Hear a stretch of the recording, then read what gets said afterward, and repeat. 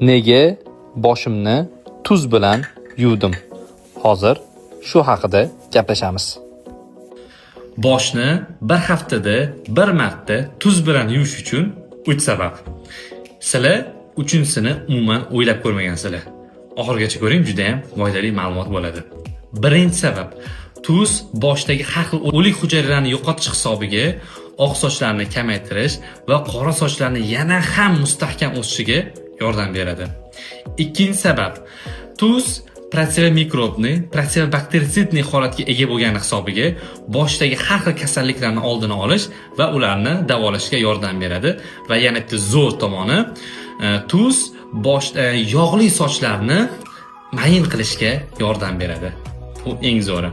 Uchinchi sabab bo'lsa, hamma qiynaladigan qazg'oq kasalligi. Tuz boshingizdagi qazg'oqlarni butunlay yo'qotishga yordam beradi. Bundan foydalanib ko'ringlar albatta.